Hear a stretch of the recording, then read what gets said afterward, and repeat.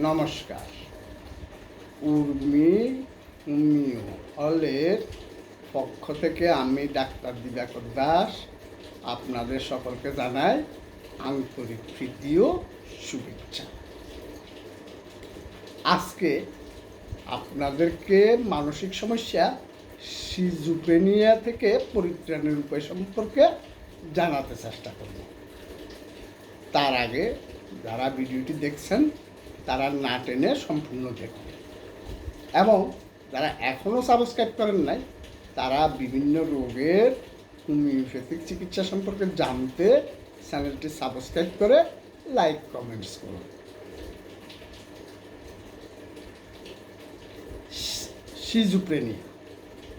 Schizophrenia হলো একটি গুরুতর মানসিক রোগ যা একজন ব্যক্তি স্পষ্টভাবে চিন্তা করার, আবেগ নিয়ন্ত্রণ করার, সিদ্ধান্ত নেওয়ার এবং অন্যদের সাথে সম্পর্ক স্থাপনের ক্ষমতাকে ব্যাহত করে।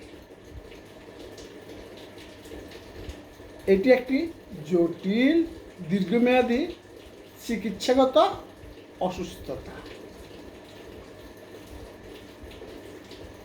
সিজোফ্রেনিয়ার জটিলতার কারণে এই রোগ সম্পর্কে ভুল ধারণা রয়েছে। সিজোফ্রেনিয়া বলতে বিভক্ত ব্যক্তিত্ব বা বহু ব্যক্তিত্ব বুঝায় না। সিজোফ্রেনিয়ায় আক্রান্ত বেশিরভাগ মানুষ আক্রমণাত্মক হন না এবং অপরাধীদের চেয়ে সহিংসতার শিকার হওয়ার সম্ভাবনা বেশি থাকে। সামাজিক বর্জনের বিস্তৃত গতিশীলতার অংশ হিসাবে সিজোফ্রেনিয়ায় আক্রান্ত ব্যক্তিরা সাধারণত শোষিত এবং সহিংস অপরাধের শিকার হন। প্রচলিত চিকিৎসা ব্যবস্থায় সিজোফ্রেনিয়ার কোনো প্রতিকার নেই, শুধুমাত্র সিডেটিভ দিয়ে ঘুম পাড়িয়ে রাখা হয়। তবে হোমিওপ্যাথিক ওষুধের মাধ্যমে পার্শ্ব প্রতিক্রিয়া ছাড়া স্থায়ীভাবে সারিয়ে তোলা সম্ভব। সিজোফ্রেনিয়ায় আক্রান্ত ব্যক্তিরা বন্ধুবান্ধব এবং পরিবারের সাহায্য এবং সমর্থন নিয়ে উৎপাদনশীল এবং পরিপূর্ণ জীবনযাপন করতে পারে। কারণ সিজোফ্রেনিয়া শুধুমাত্র একটি জিনগত পরিবর্তনের কারণে হয় না, বরং জিনগত এবং পরিবেশগত প্রভাবে জটিল পারস্পরিক ক্রিয়া দ্বারা সৃষ্টি হয়। এই ক্ষেত্রে বংশগতি একটি শক্তিশালী ভূমিকা পালন করে। তাই সিজোফ্রেনিয়ার পারিবারিক ইতিহাসও একটি কারণ।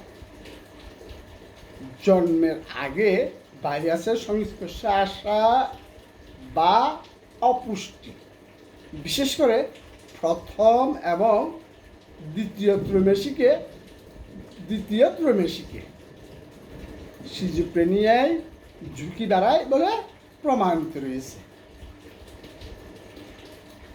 মস্তিষ্কের রসায়ন, ডোপামিন এবং গ্লুটামেট নামক ট্রান্সমিটার সহ কিছু মস্তিষ্কের রাসায়নিকের সমস্যা সিজোফ্রেনিয়ার কারণ হতে পারে।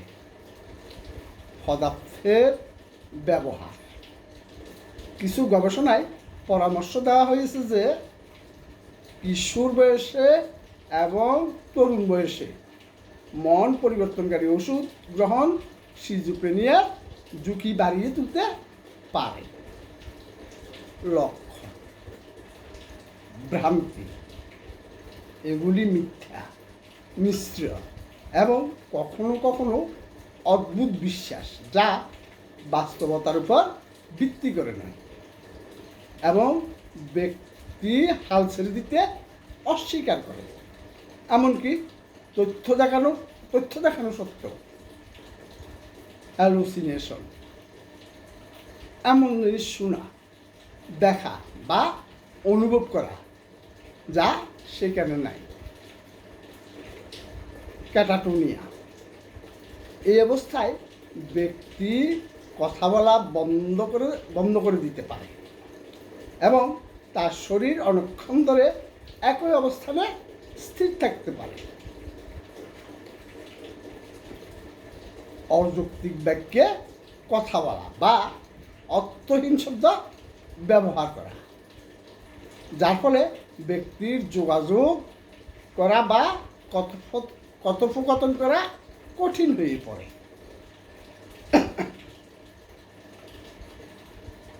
এক চিন্তা থেকে অন্য চিন্তায় দ্রুত স্থানান্তরিত হওয়া, স্পষ্ট বা যৌক্তিক সংযোগ ছাড়াই অতিরিক্ত লেখা কিন্তু অর্থহীন, তথ্য বুঝতে এবং সিদ্ধান্ত নিতে অক্ষম হওয়া, কাজে মনোনিবেশ করতে অসুবিধা, জিনিস ভুলে যাওয়া বা হারানো, বারবার নড়াচড়া বা অঙ্গভঙ্গি করা, যেমন বৃত্তাকারে চলা বা হাঁটা, আবেগের অভাব বা সীমিত পরিসরে আবেগ, পরিবার, বন্ধুবান্ধব এবং সামাজিক কার্যকলাপ থেকে দূরে থাকা, শক্তির অভাব এবং ক্রমাগত শুয়ে থাকার ইচ্ছা, প্রেরণার অভাব, আনন্দ বা জীবনের প্রতি আগ্রহ হারানো, দুর্বল স্বাস্থ্যবিধি এবং শ্বাসসজ্জার অভ্যাস। হোমিওপ্যাথিক চিকিৎসা, হোমিওপ্যাথি সিজোফ্রেনিয়া সারিয়ে তুলতে কার্যকরভাবে সাহায্য করতে পারে। হোমিওপ্যাথিক ওষুধ রাসায়নিক কার্যকারিতায় হস্তক্ষেপ করে না, বরং এটি নিউরো ট্রান্সমিটারের ভারসাম্য বজায় রাখতে সাহায্য করে।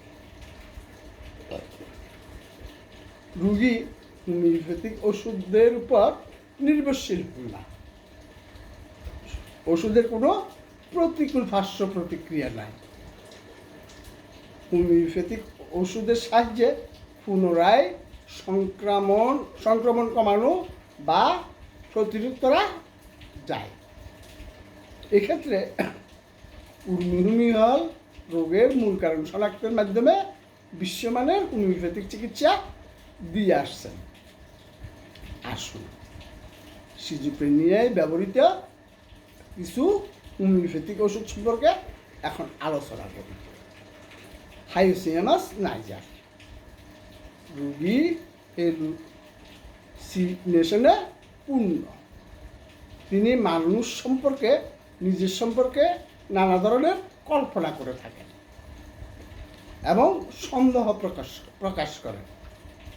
সন্দেহ তীর অসুস্থতার মধ্যে দিয়ে যায়। এটি উন্মাদনার সৃষ্টি করতে পারে, সন্দেহ প্রবণ হয় এবং যে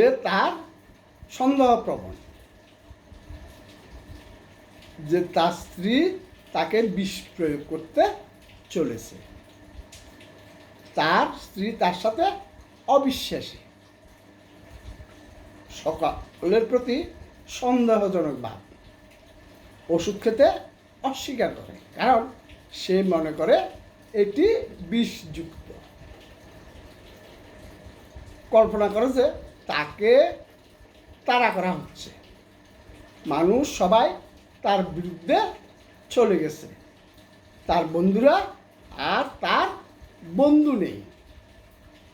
স্ট্রেমোনিয়াম, অত্যন্ত পরিবর্তনশীল স্বভাব, মৃত্যু এবং ক্রোধের পর্যায়ক্রমিক প্রত্যাশা, জোরে হাসি এবং কান্না, প্রহার এবং আঘাতের সাথে ক্রোধের আক্রমণ, অশ্লীল প্রলাপ এবং উন্মাদনা, অশ্লীল হাসি, গান, শপথ, প্রার্থনা, ছন্দবদ্ধতা।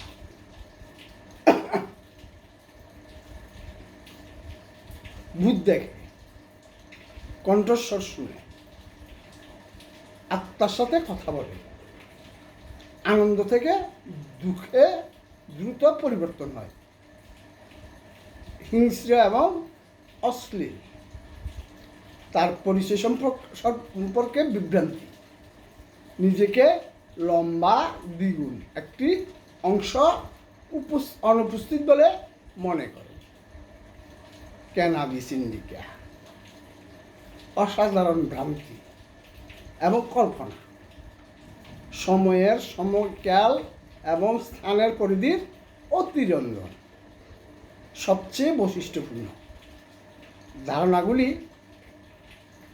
একে অপরের উপর ভিড় করে, অত্যধিক অশ্লীলতা, আত্মার উচ্ছ্বাস, সময় খুব দীর্ঘ বলে মনে হয়, কয়েক সেকেন্ড পুরনো বলে মনে হয়, কয়েকটা বিশাল দূরত্ব অতিক্রম করে, ক্রমাগত তথ্য, উদ্বেগজনক হতাশা, পাগল হওয়ার ক্রমাগত ভয়। ব্যালেডোনা হলো ভ্রান্তির সমাধান, এবং যেখানে অস্থিরতা, উদ্বেগ এবং নিজের কাপড় ছিঁড়ে ফেলার ইচ্ছা থাকে, সেখানে এটি দেওয়া উচিত। এই ধরনের রোগীরা বিছানা থেকে উঠে আশেপাশের লোকদের আঘাত করার প্রবণতা পোষণ করে। তারা ভয় পেয়ে যায় এবং চোখ বন্ধ করলে জিনিস দেখতে পায়। রোগীদের কথাবার্তা এবং কাজকর্মে তাড়াহুড়ো করে। সিমিসিপিউয়া, বিষণ্ণ অবস্থায় এটি আমাদের সেরা নিরাময়গুলির মধ্যে একটি। রোগী একটি নিস্তেজ, অন্ধকার এবং মানসিক পরিবেশে আচ্ছন্ন থাকে। সে অস্বাভাবিক এবং অপ্রাকৃতিক বলে মনে হয়। এমন মানুষ এবং জিনিসগুলিকে সন্দেহ করে। সিপিয়া, যেসব রোগীর অসুস্থতা, শক্তিহীন স্মৃতিশক্তি এবং দুর্বলতার অনুভূতির সম্পর্কে ম্লান পূর্বাভাস থাকে, তাদের জন্য আরেকটি প্রতিকার হলো সিপিয়া। তারা প্রায় প্রতিটি পরিস্থিতিকে ভয় পায়, সহজে হাল ছেড়ে দেয় এবং বিচ্ছেদের ভয় পায়। Aurum Metallica,